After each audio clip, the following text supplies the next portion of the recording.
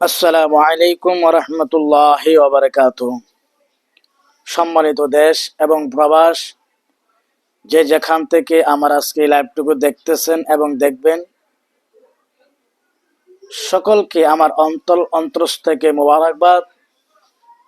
এবং আজকে আপনাদের মাঝে আমি পবিত্র শাবান মাসের ফজিলত নিয়ে, সম্পর্ক নিয়ে কিছু আলোচনা করব। আপনাদের কাছে আমার অনুরোধ, ইসলামের স্বার্থে, দিনের স্বার্থে আপনারা সকলেই আলোচনাটা মনোযোগ দিয়ে শুনবেন এবং আমল করার চেষ্টা করবেন, এবং লাইক, কমেন্ট, শেয়ার করবেন। সম্মানিত সুধী, এই মাসটা হলো পবিত্র শাবান মাস। যেই মাসটা হলো একটা বরকতময় মাস। পবিত্র রজব মাস আমাদের মাস থেকে চলে গেছেন। পবিত্র রজব মাস আসলে আল্লাহর হাবিব সাল্লাল্লাহু আলাইহি ওয়াসাল্লাম একটু দোয়া বেশি বেশি পড়তেন। আল্লাহুম্মা বারিক লানা ফি রজাবি ওয়া শাবানা ওয়া বাল্লিগনা রমাদান। আল্লাহ রাসূল সাল্লাল্লাহু আলাইহি ওয়াসাল্লাম এই দোয়াটা বেশি বেশি পড়তেন। এর অর্থ হলো যে পবিত্র রজব মাসের এবং পবিত্র শাবান মাস, দুইটা মাসের রহমত এবং বরকত আমাদের উপর আল্লাহ নাজিল করতেন এবং রহমত নাজিল করতেন। সুবহানাল্লাহ। আর রমজান পর্যন্ত আমাদের হায়াত দীর্ঘ করে দিতেন। এই দোয়ার অর্থ হলো ওইটাই, আল্লাহুম্মা বারিক লানা ফি রজাবি ওয়া শাবান। রজব মাস এবং শাবান মাসে বরকত আমাদের উপর আল্লাহ রহমত বর্ষিত করত, এবং রমজান পর্যন্ত আমাদের হায়াত আল্লাহ দীর্ঘ, আমাদের আপনার হায়াত বাড়ায় দিতেন, রমজান পর্যন্ত আমরা যেন পৌঁছাতে পারি। সুতরাং আমি যে বিষয় নিয়ে আজকে আপনাদের মাঝে হাজির হলাম, সে বিষয়টা হলো পবিত্র লাইলাতুল শাবান। পবিত্র শাবান মাসে 14 তারিখ দিবাগত দিন গিয়ে রাত্রে 15 তারিখ রাত পরে, ওই রাত্রে পবিত্র লাইলাতুল বরাত। যে পবিত্র লাইলাতুল বরাতের নামাজ পূর্বকাল থেকে আমরা দেখতেছি এবং হাদিস থেকে আমরা পেয়েছি, এবং সহিহ হাদিস, স্পষ্ট হাদিস থেকে আমরা পেয়েছি, লাইলাতুল বরাতের নামাজের অনেক গুরুত্বপূর্ণ আমল রয়েছে, যেটা আমরা আগে আমাদের বাপদাদারা করতেন। এখনকার জমানা আসার পরে আপনার কিছু আমাদের মতো আলেম হুজুররা বিভিন্ন রকমের ফতোয়া বাহির করে আস্তে আস্তে এই নামাজগুলোকে ছোট করতেছে, খাটো করতেছে। তার কারণ কি? তার কারণ একটাই, আমি আপনাদের মাঝে আস্তে আস্তে একটি একটি করে আপনাদের মাঝে সুন্দর করে আলোচনা করবো ইনশাআল্লাহ। আপনি এবং আপনারা এবং আমাকে, আপনাদেরকে আল্লাহ পাক রব্বুল আলামিন আমাকে কথা বলার, আপনাদেরকে শোনার, আমল করার তৌফিক দান করুক, আমিন। সুতরাং অনেকেই বলে পবিত্র শাবান মাসে 15 তারিখে লাইলাতুল বরাত নামাজ নাই। অনেক খুচরা ফুতো দিয়ে থাকে। সেই বিষয়ে আমার আজকে আলোচনা। আমার মুখের কথা না, হাদিস শরীফের কথা। قال النبي صلى الله عليه وسلم إذا كانت ليلة النصف من شعبان। আমি আবার বলতেছি হাদিস শরীফটা। قال النبي صلى الله عليه وسلم إذا كانت ليلة النصف من شعبان। আল্লাহ রাসূল সাল্লাল্লাহু আলাইহি ওয়াসাল্লাম সুন্দরভাবে ইরশাদ করেন যে পবিত্র শাবান মাসের 15 তারিখ আসলেই, পবিত্র শাবান মাসের 15 তারিখ তোমাদের মাঝে উপস্থিত হলে, ওই রাত্রে তোমরা বেশি করে নামাজ পড়িও, নফল নামাজ তোমরা বেশি করে পড়িও, ওই রাত্রে তোমরা নফল রোজা রাখিও। সুবহানাল্লাহ। দেখেন, স্পষ্ট হাদিস শরীফ এসেছে যে আল্লাহর নবী রাহমাতুল লিল আলামিন নবী বলতেছেন যে শাবান মাসের 15 তারিখ, 14 তারিখ দিন গিয়ে রাত্রে, দিবাগত রাত্রে শাবান মাসের 15 তারিখ আল্লাহ রাসূল বলতেছেন, ক্বালান নাবিয়্যু সাল্লাল্লাহু আলাইহি ওয়াসাল্লাম, ইযা কানাত লাইলাতুন নিসফি মিন শাবান, তোমাদের মাঝে যখন পবিত্র শাবান মাসের 15 তারিখ ওই রাত্র যখন আসবে, যে রাত্র বলা হয়েছে লাইলাতুল বরাত, লাইলাতুল বরাত রাত্র যখন তোমাদের মাঝে আসবে, তোমরা ওই রাত্রে বেশি করে নফল রোজা রাখো এবং বেশি করে নফল নামাজ পড়ো। এর মধ্যে হাদিসের মধ্যে আমরা একটি আমল পেয়েছি যে লাইলাতুল বরাতের রাত্রে আপনি যখন নামাজ পড়বেন, 2 রাকাত নামাজ, নফল নামাজ, তো আপনি 2 রাকাত নামাজ পড়ার নিয়তটা হলো নাওয়াইতু আন উসাল্লি লিল্লাহি তাআলা রাকাতাই সালাতিল লাইলাতুল বরাত নফলে মুতাওয়াজ্জিহান ইলা জিহাতিল কাবাতি শরীফতি আল্লাহু আকবার। এই নিয়তে আপনি নফল নামাজ পড়ার নিয়তে আপনি নামাজ দাঁড়ায় যাবেন। নামাজে দাঁড়ার পরে আপনি সূরা ফাতিহা একবার পড়বেন এবং সূরা ইখলাস কুল হুয়াল্লাহ আপনি 10 বার পরে 2 রাকাত নামাজ আদায় করবেন। এই 2 রাকাত নামাজ আদায় করলে আপনার আমার আমল নামায় আমার আল্লাহ 1 দিন আর 2 দিন, 1 মাস আর 2 মাস নয়, 400 বছর এর অধিক পরিমাণ, 400 বছর অধিক পরিমাণ আমল করলে, নামাজ পড়লে যে সওয়াব আপনি পাইতেন, এই 2 রাকাত সূরা ফাতিহা একবার আর সূরা ইখলাস 10 বার আপনি পরে যখন 2 রাকাত নফল নামাজ বরাতের নামাজ আদায় করবেন লাইলাতুল বরাত, তো আপনি 400 বছর ইবাদত করে 400 বছর নফল নামাজ পড়ে যতটুকু সওয়াব অর্জন করতেন, আপনি ওই বরাতের রাত্রে শুধুমাত্র 2 রাকাত নফল নামাজ আদায় করলে আপনার আমল নামায় আমার আল্লাহ 400 বছরের অধিক পরিমাণ আপনার আমল নামাজ সওয়াব দান করবে। সুবহানাল্লাহ। তাহলে আসুন আমরা সবাই লাইলাতুল বরাতের নামাজে আমরা সবাই কি করব? কমপক্ষে হলো আমরা 12 রাকাত নামাজ আদায় করব। তো বরাতের নামাজের নিয়ম হলো 2 রাকাত 2 রাকাত করে সালাম ফিরাবেন। নফল নামাজ 2 রাকাত 2 রাকাত করে সালাম ফিরাবেন। এরপর একটা হাদিস আমরা পাইলাম আম্মা আয়েশা সিদ্দিকা রাদিয়াল্লাহু তাআলা থেকে বর্ণিত, আমার নবীজির বিবি, মুমিনের মা, মুমিনগণের মা আম্মা আয়েশা সিদ্দিকা রাদিয়াল্লাহু কি বলতেছেন? ওয়াকালাত আশিয়া রাদিয়াল্লাহু আনহা, রাআইতু সাল্লাল্লাহু আলাইহি ওয়াসাল্লাম ফি শাহরি আকসারা মিনহু সিয়ামান ফি শাবান। আম্মা আয়েশা সিদ্দিকা রাদিয়াল্লাহু আনহা বলেন, হাদিস শরীফ আমি আবার বলতেছি, রাআইতু সাল্লাল্লাহু আলাইহি ওয়াসাল্লাম ফি শাহরি আকসারা মিনহু সিয়ামান ফি শাবান। আম্মা আয়েশা সিদ্দিকা রাদিয়াল্লাহু তাআলা তে বর্ণিত, উনি বলেন যে আমার জীবনে আরবি মাস 12 মাসের মধ্যে আল্লাহ রাসূল সাল্লাল্লাহু আলাইহি ওয়াসাল্লাম যে পরিমাণ আমল এই পবিত্র শাবান মাসে করছেন, আমার জীবনে আমি যা দেখলাম গোটা 12 মাসের মধ্যে 11 মাস যে আমল করেছেন আল্লাহ রাসূল সাল্লাল্লাহু আলাইহি ওয়াসাল্লাম, এর চেয়ে বেশি আমল করতে আমি দেখছি এই পবিত্র শাবান মাসে। সুবহানাল্লাহ। সুতরাং রজব মাসটা হলো আল্লাহর মাস, পবিত্র শাবান মাসটা হলো আমার নবী রাহমাতুল লিল আলামিন নবীর মাস। সুতরাং ওই মাসের মধ্যে আমার আল্লাহ অনেক বরকতময় একটা রাত এবং বরকতময় এই মাসটা আল্লাহ হিসাবে কবুল করেছেন। সুতরাং আমরা ওই রাত্রে সবাই মিলে মিশে আমরা মসজিদে গিয়ে নামাজ পড়ব, একসাথে আদায় করব, জিকির করব, দুরূদ শরীফ পড়ব এবং কোরআন তেলাওয়াত করব। এবং আল্লাহ রাসূল সাল্লাল্লাহু আলাইহি ওয়াসাল্লাম আরো বলেছেন, ওই রাত্রে পবিত্র লাইলাতুল বরাতের রাত্রে তোমরা বেশি বেশি করে আল্লাহর রাস্তায় সদকা জারি করো, এতে মিসকিনকে টাকা পয়সা দাও এবং গরিব মিসকিনকে টাকা পয়সা দাও, আল্লাহর রাস্তায় সদকা জারি করো এবং মাদ্রাসায় মসজিদে কবরের পাশে দাঁড়ায় দাঁড়ায় তোমরা দোয়া করো, কবরবাসীর জন্য মাগফিরাতের জন্য দোয়া করো। তো আমরা ওই আমলটা সবাই করব, নামাজ পড়ব, কবর জিয়ারত করব, জিকির করব।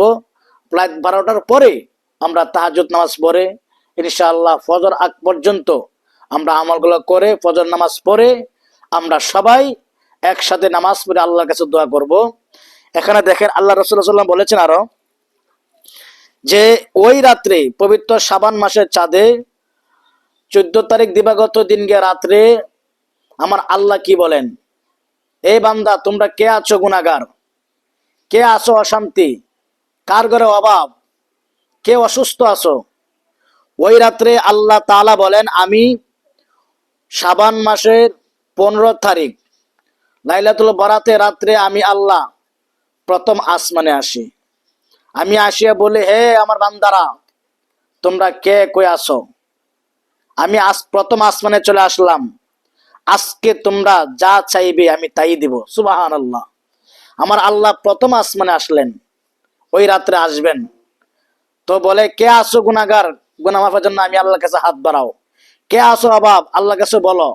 কার কি অশান্তি, আল্লাহর কাছে বলো। আল্লাহকে আমি প্রথম আসমানের থেকে শুনি কোন বান্দা কি আরজি নিয়ে আমার কাছে হাত বাড়ায়। আমি আল্লাহ লাইলাতুল বরাতের রাত্রের বিনিময়ে ওই বান্দার আমলনামা যত গুনাহ করছে মাফ করি এবং যা চাইবে তা পূরণ করে দিই। সুবহানাল্লাহ। এত বড়, এত একটা বরকতময় মাস আমরা পাইয়া আমরা যদি আমলই না করি। অনেক হুজুররা আছে বরাতের নামাজে আপনার ওই রাত্রে মসজিদ তালা দিয়ে ঘরের মধ্যে ঘুমায়, আর বলে বরাতের রাত্রে কোনো নামাজ নাই। এটা কোনো হাদিস দ্বারা নামাজ নাই। আমি বলবো কোন হাদিস আমরা চাই না। 12 রাকাতের জায়গায় আমি, যদি আল্লাহ আমাকে তৌফিক দেয়, 12 রাকাতের জায়গায় আমি পারলে 12,000 রাকাত নামাজ পড়বো। আমি নামাজ পড়বো, তুমি আমাকে দলিল দাও যে নামাজ পড়লে গুনাহগার হবে।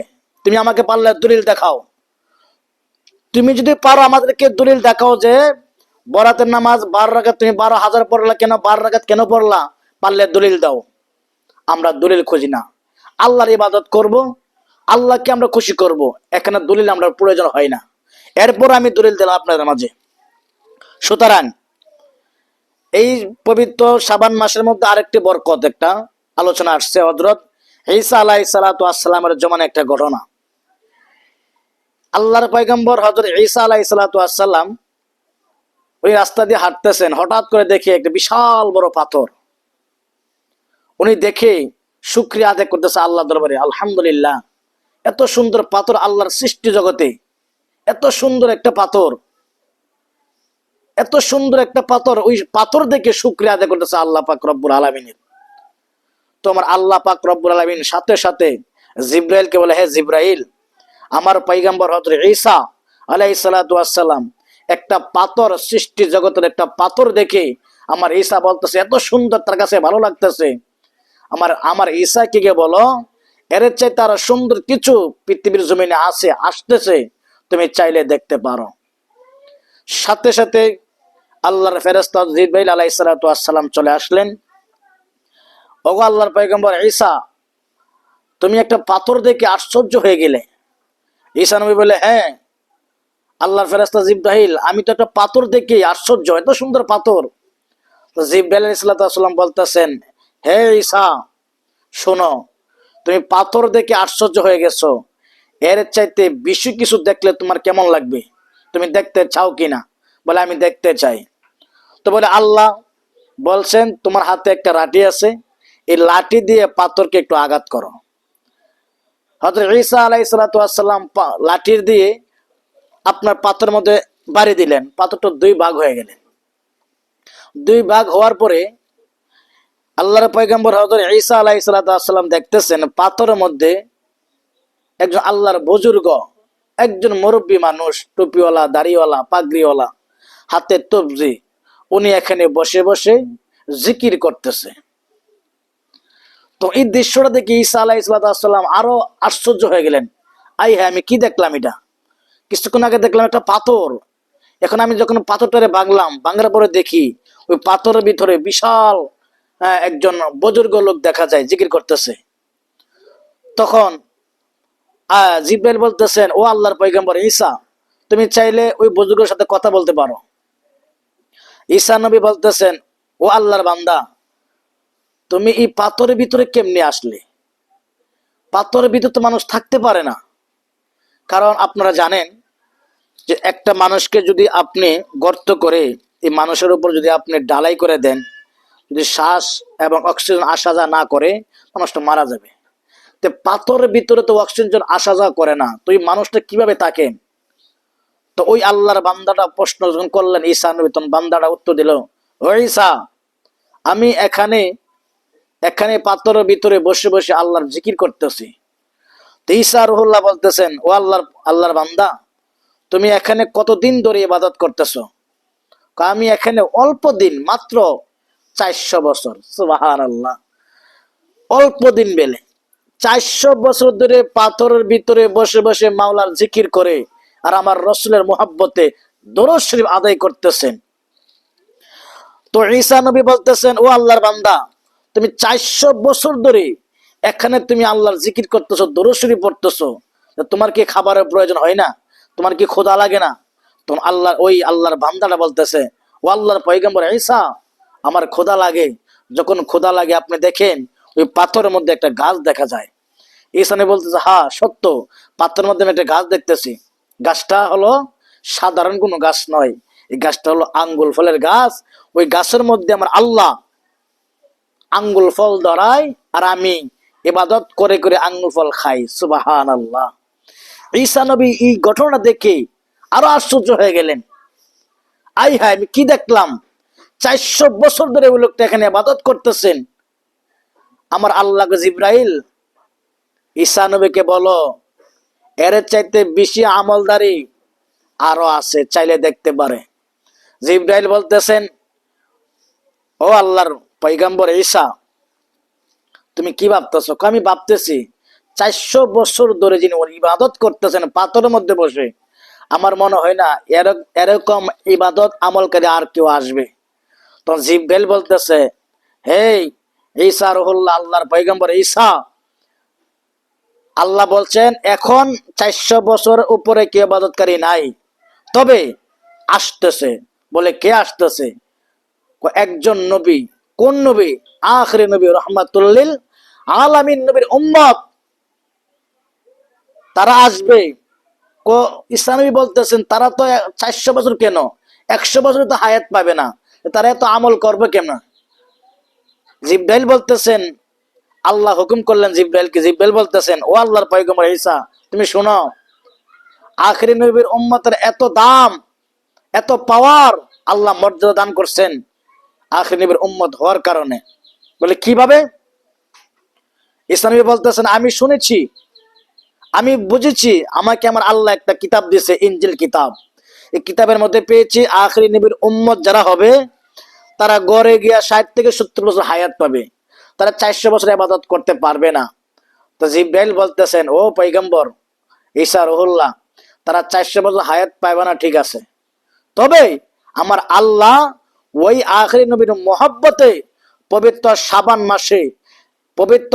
মাসে 14 তারিখ দিন গিয়ে রাত্রে, পবিত্র লাইলাতুল বরাতের রাত, যেই রাত্র আসলে আল্লাহ বলছেন ওই রাত্রে আমার কোন বান্দা, আমার নবীর উম্মত যদি কোনো উম্মত 2 রাকাত নফল নামাজ পড়ে এবং ওই রাত্রে আমি আল্লাহর কাছে যা চাইবে, ওই ঈসা রুহুল্লাহ তুমি শুনো, আমার আখিরি উম্মত যদি ওই লাইলাতুল বরাতে মাত্র 2 রাকাত নফল নামাজ পড়ে আর পড়ার সাথে সাথে আমি আল্লাহ 400 বছর করছে ঈসা রুহুল্লাহর জমানায় তাদের উম্মত 400 বছর হায়াত পাইয়া যে ইবাদত করেছে, আর আখিরি নবীর উম্মত লাইলাতুল বরাতে রাত্রে এক রাত্রে আমল করলে 400 বছর উপরে সওয়াব আমি আল্লাহ তাদের আমল নামায় লিখে দেব। সুবহানাল্লাহ, কতটুক ফজিলত পাইলাম একমাত্র উম্মতে আমাদের নবীর জন্য, রহমাতুল লিল আলামিন নবীর জন্য, আকা নামদার তাজদারে মদিনা, যিনি হায়াতুন নবী,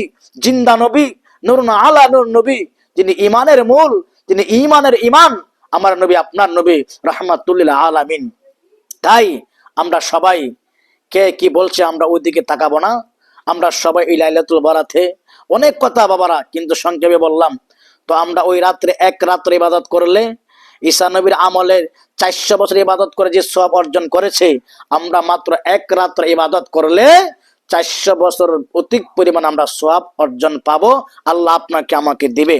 আর লাইলাতুল বরাতে দিনের বেলা আমরা সবাই হালুয়া এবং রুটি, এটা আমরা কি করব, মানুষের বাড়ি বাড়ি অনেকে রোজা লাগবে, আমরা খাওয়াইবো। আল্লাহ নবী বলছেন 3টা জিনিস সবচেয়ে উত্তম ইবাদত। নাম্বার 1, যখন আজান পড়বে ওয়াক্ত মতো নামাজ আদায় করো, সময় হলে ওয়াক্ত মতো তোমরা কি করো, নামাজ আদায় করো। 2 নাম্বার, তোমরা মানুষকে পেট ভরে খাওয়াও। তোমার সামর্থ্য অনুযায়ী তুমি তাদেরকে খাওয়াও, এটা হলো একটা ইবাদত। তো আমরা ওই লাইলাতুল বরাতে আমরা যে যে পারি হালুয়া এবং রুটি খাওয়াবো, এটা একটা ইবাদতের মধ্যে পড়ে, উত্তম একটা ইবাদত। আর ওই লাইলাতুল বরাতের দিনে সম্ভবত এই মাসের ইংরেজি মাসে সম্ভবত আপনার ফেব্রুয়ারি মাসের 14 তারিখ হয়, যে 14 তারিখে আমাদের বাংলাদেশে কিছু কিছু মানুষ আছে যারা ইসলাম সম্পর্কে ধারণা নাই। হ্যাঁ, কিছু কিছু যুবক পোলাপান আছে, কিছু কিছু আমার হ্যাঁ আপারা আছে যারা এই ফেব্রুয়ারি 14 তারিখ আসলে যারা এটাকে ভালোবাসার দিবস বলে, ওটাকে আপনারা গ্রহণযোগ্য করে। আমি বলবো এটা ভালোবাসার দিবস নয়, এটা হচ্ছে একটা কুত্তা দিবস, এটা হচ্ছে একটা বেহায়া দিবস, এটা হচ্ছে একটা কুত্তা দিবস। আমরা মুসলমান হয়ে কোনোদিন কোনো দিবস পালন করতে পারি না, কারণ আমার নবী স্পষ্ট হাদিসে বলে দিয়েছেন, তোমরা কোনোদিন দিবস বলে কোনো অনুসরণ করতে পারবে না।